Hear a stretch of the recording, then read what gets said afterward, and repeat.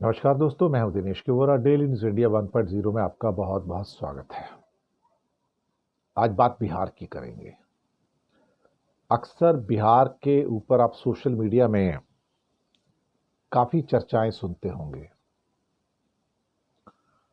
अलग अलग किस्म की चर्चाएं हैं कि बिहार में अगर ऐसा हो जाएगा तो क्या हो जाएगा, वैसा हो जाएगा तो क्या होगा। बिहार में कौन किसके साथ जाएगा, कौन किधर पलटी मार रहा है, कब पलटी मार रहा है। बहुत सारी चीजें बताई जाती हैं आपको। कभी कभी मैं उन एपिसोड्स को देखता हूं तो मुझे लगता है कि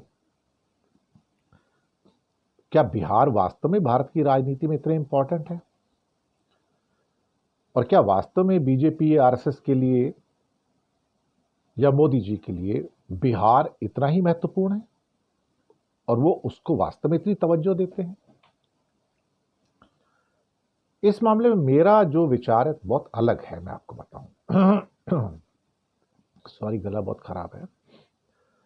तो मेरा जो विचार है बहुत अलग है। अलग इसलिए है कि पिछले 3 चुनाव से 2014, 2019, 2024 मोदी जी या एनडीए या बीजेपी ने बिहार को साध लिया है।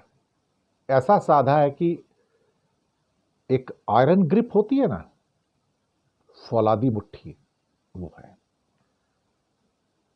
बिहार उनके ऐसे कब्जे में है जैसे कोई अन्य राज्य, जैसे कि आप कह सकते हैं कि मध्य प्रदेश हो या गुजरात हो, बिल्कुल उसी तरह से। और हमेशा एनडीए को जो सीटें मिली हैं पिछले 3 चुनाव में, 2014, 2019, 2024, वो 30 से ज्यादा सीटें मिली हैं, यानी कि 75% से ज्यादा का उनका स्ट्राइक रेट है। बहुत सारे लोग कहते हैं कि नीतीश साथ में है तो इसलिए मोदी राज कर रहे हैं, या फिर चिराग पासवान साथ है तो राज कर रहे हैं। राजनीति में इफ्स एंड बट्स नहीं चलते, मैं आपको बताऊं। एक वक्त ऐसा आता है कि आप समझते हैं कि जैसे नीतीश बाबू किंग मेकर थे या हैं और आगे भी रहेंगे। मुझे लगता है कि वो पीरियड खत्म हो गया। मेरा एक बात का मानना है कि अगर आज बीजेपी, जेडीयू और आरजेडी अलग अलग चुनाव भी लड़ लें और साथ में चिराग पासवान भी अलग अलग लड़ लें, अभी जो विधानसभा चुनाव आ रहे हैं, बीजेपी कंफर्टेबली मेजोरिटी ले जाएगी। उन्हें ना तो चिराग पासवान की जरूरत है, ना उनको नीतीश कुमार की जरूरत है। मैं आपसे लिख कर देता हूं ये। भारतीय जनता पार्टी आज जिस मोड़ पर है बिहार में, वो समझती है कि हमारे लिए इस समय नीतीश बाबू एक लायबिलिटी है, चिराग पासवान एक लायबिलिटी है, एक पासिंग फेज है। मोदी की रेलगाड़ी में सिर्फ वो 2 डब्बे हैं मालगाड़ी के, बस, और बाकी सारे डब्बे एयर कंडीशन है मोदी जी के, बीजेपी के।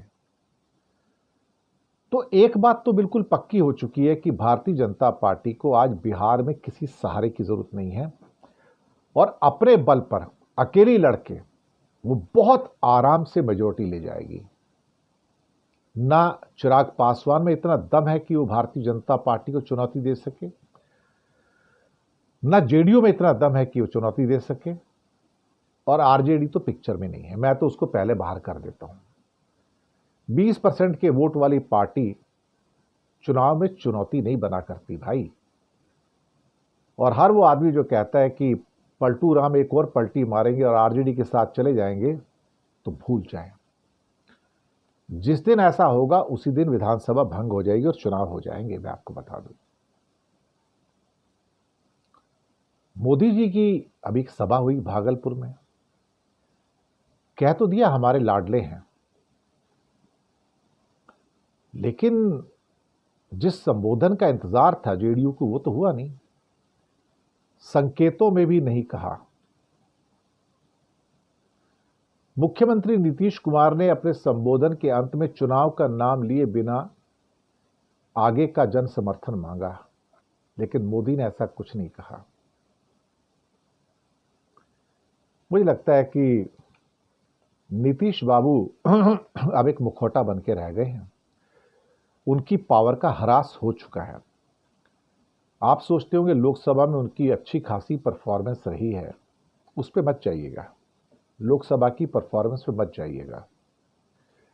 वो बीजेपी के सहारे जीत के आए। मैं आपको पहले बता दूं, जेडीयू अगर अकेली चुनाव लड़ लेते तो 40 में से 5 सीट नहीं मिलती थी उनको। उनकी हैसियत इतनी ही है, मैं आपको बताऊं, ये भी ज्यादा है एक्चुअली देखा जाए तो। लेकिन नीतीश कुमार बिहार चुनाव का चेहरा होंगे एनडीए का, यह ऐलान नहीं किया। हो सकता है इसके कई कारण रहे हों। हालांकि बीच में जब अमित शाह ने कुछ कहा था तो तब कुछ ऐसी बात निकली थी नीतीश कुमार के नेतृत्व की। और कई बार आरजेडी और कांग्रेस जो है नीतीश के साथ वही होगा जो महाराष्ट्र में शिंदे के साथ हुआ, वो बात भी उठाते रहे हैं। लेकिन शिंदे और नीतीश में बहुत डिफरेंस है, बहुत फर्क है। शिंदे अभी जवान है, फिर भी एनर्जेटिक हैं और अच्छी खासी विक्ट्री लेकर आए हैं। लेकिन नीतीश का जो काल है वो समाप्त हो चुका है, खत्म हो गया, कुछ बचा नहीं उनके अंदर। मैं ये मान के चलता हूं कि उनके द्वारा अपने बेटे को लाए जाना ये इस बात का एहसास है कि नीतीश की पारी का अंत हो चुका है। हालांकि नीतीश ने कहा कि खुशी की बात है कि नरेंद्र मोदी आज भागलपुर आए हैं, मैं उनका स्वागत करता हूं, अभिनंदन करता हूं। लेकिन सवाल यहां पर यह उठता है कि जिसकी कल्पना वो कर रहे थे कि वो अनाउंसमेंट होगा, वो अनाउंसमेंट तो हुआ नहीं, कहीं से नहीं हुआ। और एक बात और भी मैं कहना चाहूंगा, जब मैंने कहा कि बिहार की राजनीतिक रूप से, आर्थिक रूप से, सामाजिक रूप से मोदी को परवाह नहीं है, बिल्कुल भी परवाह नहीं है। वो इसलिए कि उन्होंने कुछ एक्स्ट्रा पैसे तो उनको दिए नहीं। आप कहोगे कि सड़कें बनवा दी, सड़कें तो सारे हिंदुस्तान में बन रही हैं। कुछ प्रोजेक्ट आ गए इधर उधर के, उससे क्या होता है, बाकी जगह प्रोजेक्ट आते रहते हैं। जितने प्रोजेक्ट क्या कहते हैं कि अनाउंस करके बिहार में आए होंगे 2-4, उससे 50 गुना प्रोजेक्ट तो तमिलनाडु में आ गए बिना अनाउंस किए। सोचने वाली बात है ना। या महाराष्ट्र में आ गए या गुजरात में आ गए। लेकिन अब ये भी देखिए तो कर्जा तो बढ़ता जा रहा है बिहार का। और जहां तक बिहार की तरक्की की बात है तो आज भी वो बॉटम पे है, गरीब है। मुश्किल से $700 की पर कैपिटा इनकम है, फिसड्डी कह सकते हो। और कोई भी मुख्यमंत्री आए, कोई भी सरकार आए बिहार के अंदर, एक चीज तो उसके हाथ में रहती है, वो है कटोरा। बिहार की कोई भी सरकार आ जाए, उनके हाथ में कटोरा जरूर रहता है, हमें पैसे दो, हमें पैसे दो, हमें पैसे दो। ये कारण है कि बिहार को सम्मान नहीं मिलता, कभी इज्जत नहीं मिलती कभी भी।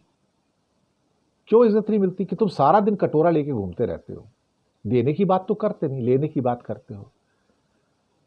तो राजनीतिक रूप से कटोरा लेके घूमते हो, सामाजिक रूप से कटोरा लेके घूमते हो और आर्थिक रूप से कटोरा लेके घूमते हो, तो आपकी क्या इज्जत होगी?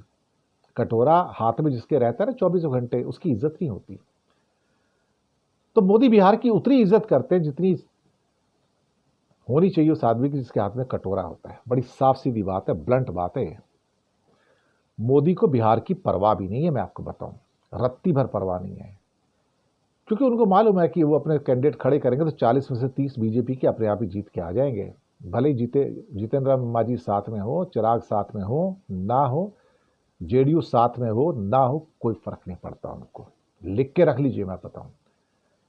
और अगर 2029 में खुदा ना खास्ता फिर इलेक्शन जब होंगे तो बीजेपी 40 में से 30 सीटें अपने बल पर लेकर चली जाएगी, बाकी सब ताकते रह जाएंगे। इसलिए बीजेपी को बिहार की कभी परवाह नहीं रही। आप बताइए कब कोई नई ऐसी इंडस्ट्री आती है, जैसे कि टेस्ला आ रही है या कोई हवाई जहाज बनाने की इंडस्ट्री है, सेमीकंडक्टर की है, कभी कोई ऐसा हुआ कि मोदी कह दे कि ये मैं इसे बिहार में लेके जाऊंगा?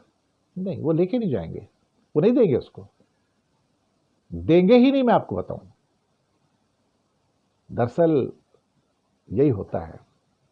मैंने कहा ना, राजनीतिक रूप से हो, आर्थिक रूप से हो, सामाजिक रूप से हो, मोदी और पूरी केंद्र सरकार को बिहार की रत्ती भर परवाह नहीं है। हाँ, थोड़ी फंडिंग वगैरह कर देते हैं, बस इतना ही है। लेकिन बिहार को कटोरा लेके घूमने के कारण कभी इज्जत नहीं मिलती, कभी नहीं मिलती। और मोदी कभी बिहार की इज्जत करते नहीं है। ऊपर से कहेंगे हाँ मैं इज्जत करता हूं, लेकिन अंदर से सबको पता है, इज्जत करते होते तो कम से कम 50 प्रोजेक्ट बड़े बड़े टाटा बिरला के या फिर किसी और के वहां लेकर आ जाते थे, लेकिन नहीं लेके आए, क्योंकि उसकी हस्ती नहीं है, हैसियत नहीं है। कहते हैं कि हैसियत उसी की होती है जो बलवान होता है, सशक्त होता है, इज्जत उसी को मिलती है साहब। लोग उसके ही आगे पीछे घूमते हैं, कमजोर के आगे पीछे कोई नहीं घूमता साहब। तो बिहार को कोई पूछता नहीं, मैं आपको बताऊं। और केंद्र में मोदी सरकार तो कतई नहीं पूछती, उन्हें परवाह ही नहीं उसकी। लोग कहते हैं नहीं जी, हमने कई नई परियोजनाएं हैं, उसको स्वीकृति दे दी, इतने 1000 करोड़ खर्च होंगे। वो तो हर साल अनाउंस होता है, बिहार में हर साल अनाउंस होता है, इतने 1000 करोड़ की योजनाएं, इतना ये हो जाएगा, इतना वो हो जाएगा। पर बिहार जहां था वहीं का वहीं खड़ा है, कहीं कोई परिवर्तन होता नहीं। छोटा मोटा कॉस्मेटिक चेंज आपको कुछ बड़े शहरों में एक आधे में नजर आ जाए तो आ जाए, बाकी कोई चेंज नहीं है। थोड़े बहुत जो हाईवे इंडिया में बन रहे हैं वो बिहार के थ्रू भी गुजरते हैं तो वो भी बन जाते हैं, बाकी क्या है उसमें। अगर हाथ में कटोरा ही रहेगा तो इज्जत नहीं मिलेगी साहब। जिस दिन बिहार हाथ में कटोरा लेके चलना छोड़ देगा ना, कि हमको दो, हमको दो, हमको दो, स्पेशल स्टेटस दो, हम गरीब हैं, हम गरीब हैं, तो रोते रहो, रोते रहो, कोई मदद नहीं करेगा आपको।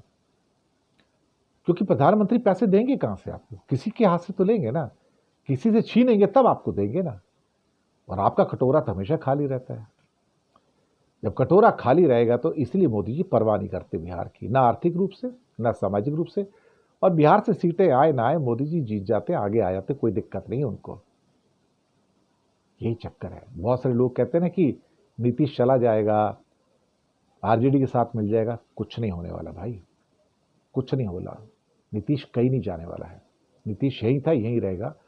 उसको पता कि हो सकता है मेरा एक चांस हो जाए, लेकिन एक चांस हो सकता है कि महाराष्ट्र के फार्मूला वाला नीतीश की सीटें इतनी कम रह जाएं कि चीफ मिनिस्टर वगैरह कुछ नहीं बनेंगे भाई।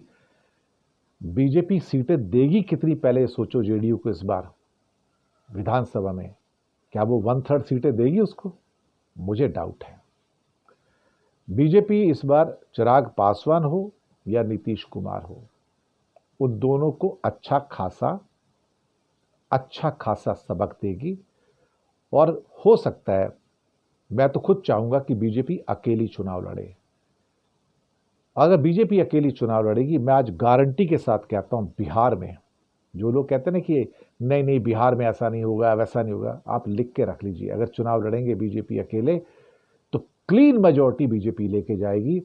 और इन सब के जो मिट्टी के महल है ना, जेडीयू के, चिराग पासवान के, आरजेडी के, सब ध्वस्त होते हुए नजर आएंगे। लोग बिहार के बारे में क्या बोलते हैं मैं उस पर नहीं जाता। जो मैं सोचता हूं बिहार को, जो अपने चश्मे से देखता हूं, मैं वो देखता हूं कि BJP is extraordinarily strong, on very strong footing in Bihar. और वो अपने बल पे ही सीटें ले जाएगी। बीजेपी ने तो गलती कर दी महाराष्ट्र में, अकेली चुनाव लड़ जाती ना कहीं तो 288 में से 188 सीटें खुद बीजेपी लेके जाती थी, वहां पे खुद लेके जाती थी, मैं दावे के साथ कहता हूं। लेकिन बीजेपी शायद इस बार वो पलटी मार के बता देगी, जो शिंदे के साथ किया वही सो कॉल्ड नीतीश के साथ होगा।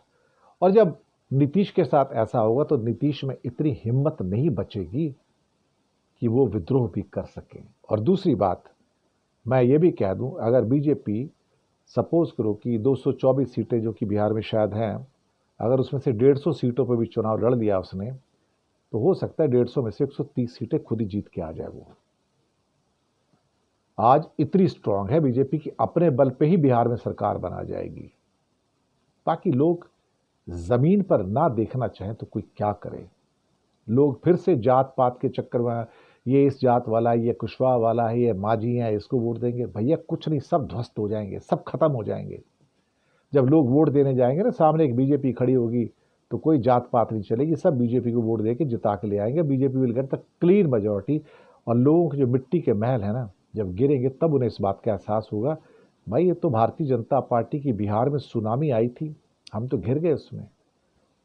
यही मेरा आकलन है। और हो सकता है कि जब इनकी सरकार, जब चुनाव होंगे बिहार के अगस्त सितंबर के आसपास में, तो आपके सामने यही होगा। और विजय सिन्हा ने जो कहा था ना कि हमारी अपनी सरकार होगी, 100% होगी। और मुख्यमंत्री भी बीजेपी का ही होगा इस बार। जेडीयू और नीतीश बाबू कहीं बैक बेंच के ऊपर आपको बैठे हुए नजर आएंगे। बस इतना ही। शुक्रिया आपका।